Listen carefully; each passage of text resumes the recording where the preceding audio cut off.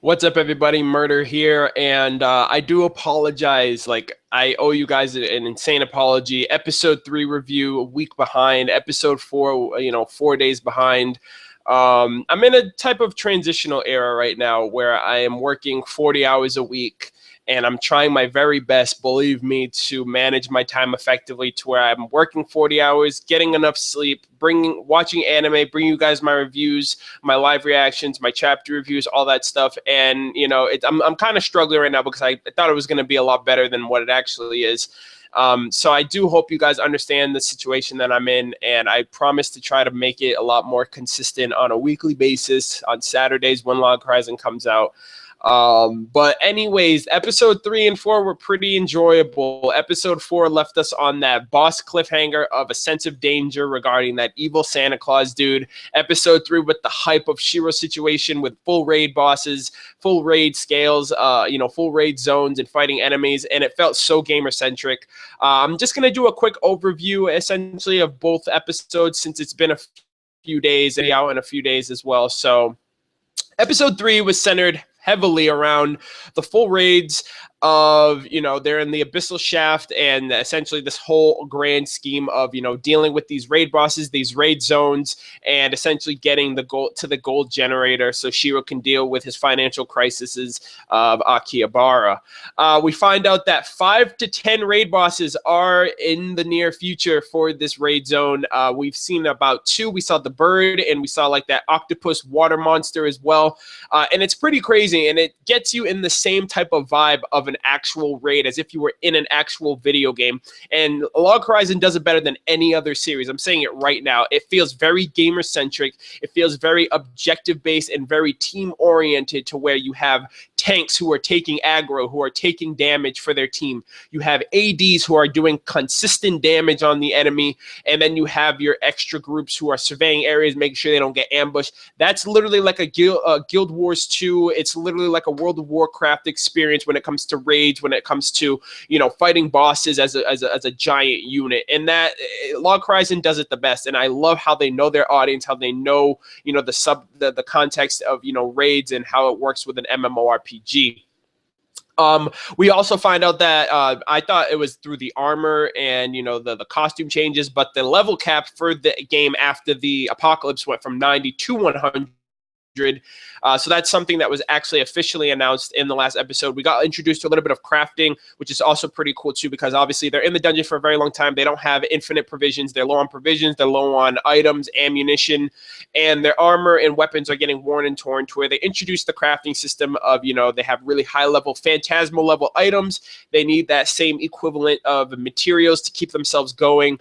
And they've been in the raid areas for over a month now. It took them a month to deal with that bird boss, of learning, analyzing, strategizing, learning its attack patterns, its cooldown time, and using that to their advantage, to where they finally defeated it. I think they defeated about 2 to 3 raid bosses, but they have another at least 2 more to go, because it's between 5 to 10, which is insane.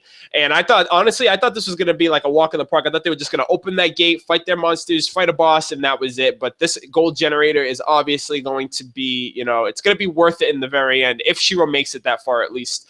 So episode 3 was basically centered around the concept of the full raids, getting that whole environment, which is pretty intense and crazy compared to what we're normally used to with Log Horizon. From season 1, they fought the goblins, they fought those land water fish monsters and stuff. So it's a different environment, much more intense, much more action-packed. Episode 4 left us on that awesome semi-dark cliffhanger of learning of who this potential Santa Claus dude is, because that's literally what he looks like. At the end of episode 3, I was like, dude, is that Santa Claus? Because I thought they were going to go into a kind of event, like a Christmas event with like a Santa Claus version or something like that. And then in episode 4, we find out that it's actually a person with dark intent who brings a sense of danger to the anime. And it's obvious that it's going to be even darker and an even more dangerous situation, since Shiro's not around, Krusty's not around, and it's only Akatsuki essentially who is essentially the front man who's protecting Akihabara. Now, I want to talk about this Santa Claus dude, because this dude has been in let me repeat, this dude has been in episode 1, 2, 3, and obviously expressed in episode 4. All right. Now, I have an idea or a theory pertaining to the events that went down this episode, as well as a type of idea of foreshadowing from the end of episode 2 as well. Before I get into that, I also want to bring up the fact that I really do appreciate and enjoy the development that we got from Leonessa, learning about the fact that she's putting on a show. We know the type of person that she is. She's a lazy, lethargic princess who'd rather sleep in bed all day than deal with nobility and, high orders and all that stuff, to where I kind of don't understand why she's putting on a show with the foreign mannerisms. She doesn't understand the adventurers, but in the sense that, they do their own thing. They're nonchalant. They, if they're happy, like she says, if you're happy, you show that you're happy. If you're sad, you show you're sad. But to her, she's kind of torn because she's high nobility. People expect things from her. People expect her to present herself a certain way, to where she can't really be herself. The only time she's really been herself is around Krusty from season 1, and we saw that she didn't really care if she got mouthy with him or just acted a certain way and all that stuff. So I'm wondering if her development's going to change in a sense, because as of right now, the foreign mannerisms between how she acts, the people of the land, to the adventurers, is obviously polar opposites, to where she just doesn't even want to mingle or get to know these people or get to learn, how it is that they are a certain way. She feels like they're too different. They're too special of a type of person or a type of being, to where they can coexist, which is very unfortunate. And then we have Akatsuki, who's been very self-critical, very self-conscious of herself, her abilities, her capabilities, of why she doesn't know why she got left behind. She sees it that she got left behind by Shiro, instead of going to the raids and deciding to instead stay behind and protect Princess Leonessa. To her, she's very self-conscious in the sense that she thinks that Shiro sees Princess Leonessa as an importance, to where Akatsuki's there just to protect her or whatever. And I don't think that's the case. Shiro's like the master with glasses. He knows, he's 2-3 steps ahead of the game.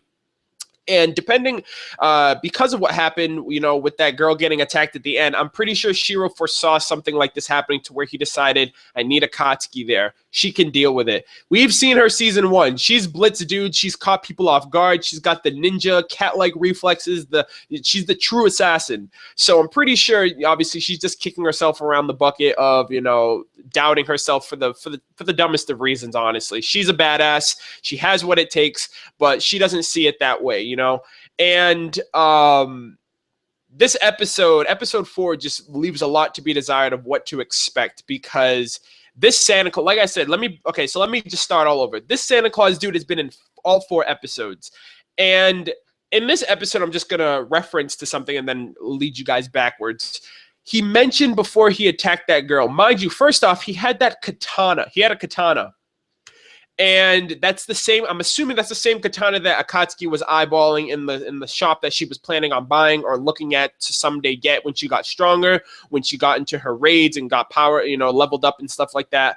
I'm pretty sure, because in episode 2, when they both, that guy's first emphasized in episode 2, when him and Akatsuki crossed paths, at first I was like, is he a Southern spy? Because that's something that Shiro's been alluding to that could potentially happen. Spies will be making their way into Akihabara, trying to, do their own types of business, and he wants to make sure he has everything down packed under his control, so no outside forces try to sabotage or try to intervene with, Akihabara's, foundation or anything like that. So he's first emphasized in episode 2, but he is subtly shown in episode 1. Episode 1, 5 minutes, 40 seconds in, you see Henrietta and Naotsugu outside the guild hall while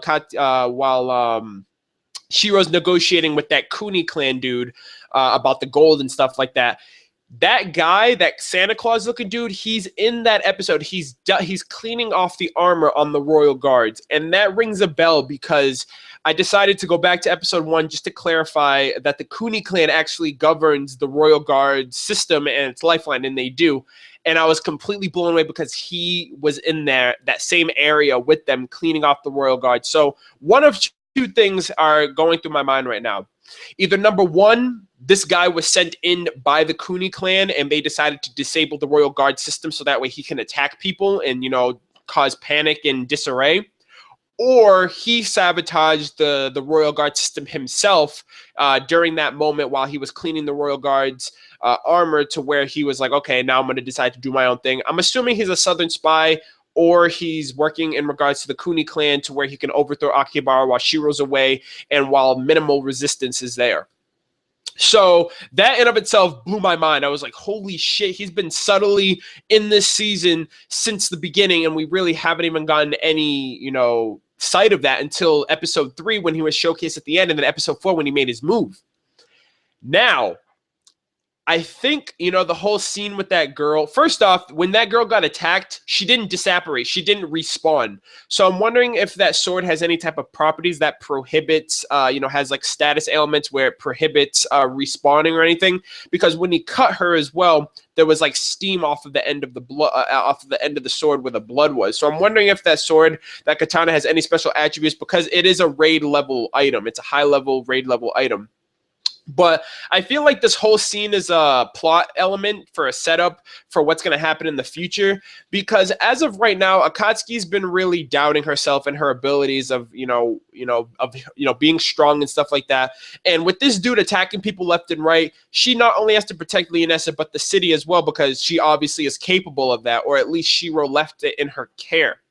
Now, if she goes up against him, I feel like this is going to be the exact same scenario, because if you see the opening for Log Horizon 2, it shows Akatsuki face down, unconscious, in the snow, in a snowy alleyway, similar to like this girl that was in this episode. And I feel like she's going to go up against this guy as a testament to her strength, as a testament to, I deserve to be alongside my lord. I'm going to go fight this guy, and she's going to lose. I feel like that's what's going to happen.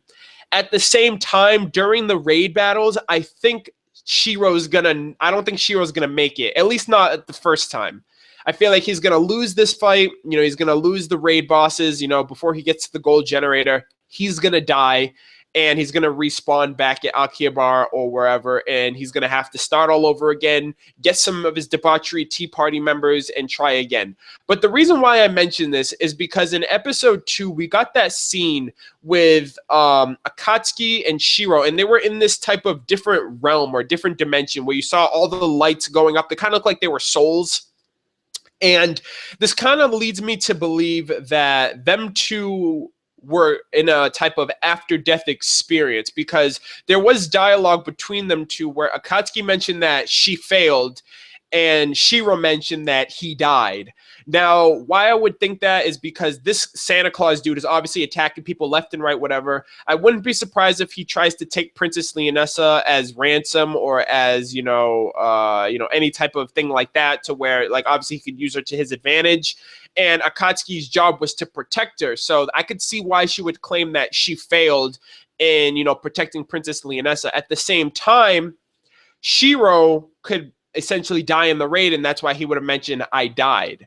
And these two haven't died in the game yet since the apocalypse, and this could have been an after-death experience, something that happens after you die but before you respawn. And they probably both died at the same time. I don't know. This is just like a little wild theory that I have right now. But I feel like that's the best that I can go off of, just because of, the alludes to the opening of Akatsuki being unconscious in the snow the same way that that girl was. Shiro mentioning that he died, but he's in the best predicament for that to happen in a raid boss. Though that kind of wouldn't make sense, because if you die in the raid boss, you respawn at the beginning. So unless they all die, unless none of them make it out in time to retreat and Shiro dies, then that's kaput. But other than that, the episode was really enjoyable. I'm wondering what this Santa Claus dude is planning, what his agenda is. He brings a sense of danger to the series, which is pretty awesome. But I'm wondering how Akihabara is going to deal with it. Is the remaining members of Log Horizon going to step in, like Naotsugu, like Nayanta, Toya, Minori, Isuzu, Rudy, all of them, not just Akatsuki, just because she is really obviously a higher level than them. They're kind of adapt level.